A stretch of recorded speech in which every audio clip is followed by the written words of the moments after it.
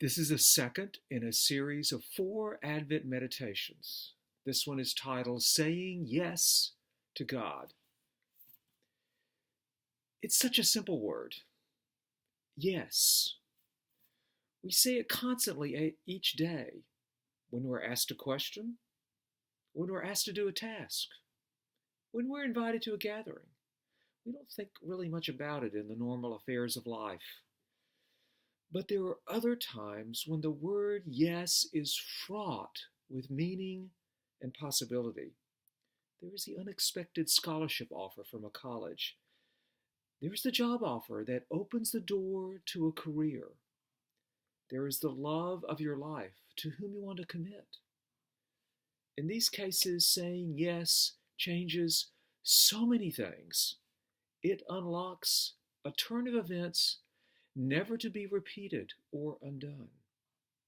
We accept and surrender to all that we know and to all that remains unknown.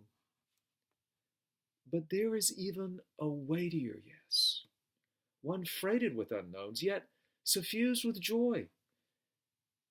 It is saying yes to God. We see that weightier yes in an obscure couple who had little means and seemingly less to offer, Mary and Joseph. Mary was visited by an angelic being who initially brought her fear and consternation. She was then told the unimaginable. She was chosen to bear the long-promised King of Israel, but without knowing a man sexually.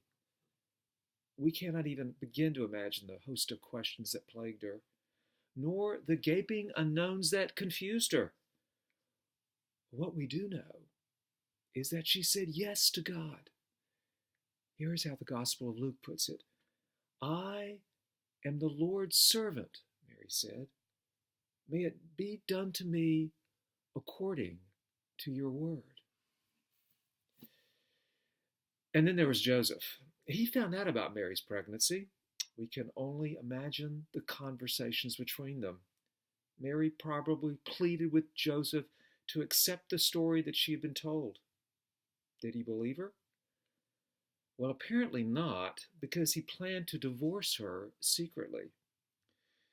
It was then that he was visited by another angel, this time in a dream. The angel confirmed all that Mary said and urged Joseph to marry Mary after all. Again, we cannot know all the questions that were spinning about in Joseph's head. What we do know is that he also said yes.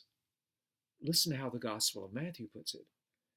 When Joseph woke up, he did as the Lord's angel had commanded him. He married her. Mary and Joseph offered all that they had to God. They offered their yes. And nothing in this world has been the same since. Advent is a time of waiting, but it's also a time of saying yes to God. In that yes is a deepening surrender of our kingdoms to God's kingdom, of our wills to His will, of our reputations to His reputation.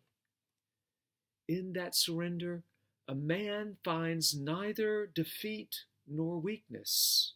Instead, he finds focus and strength. His soul takes on a muscular character that radiates joy despite all of the unknowns ahead. It's the joy of God. It's the very presence of Christ, the one who was born to save us.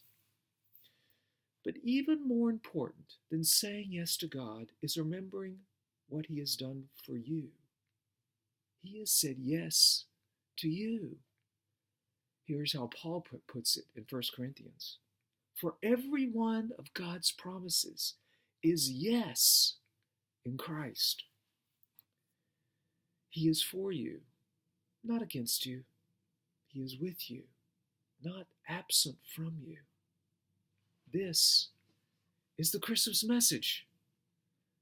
How do you receive all of this? Just say yes.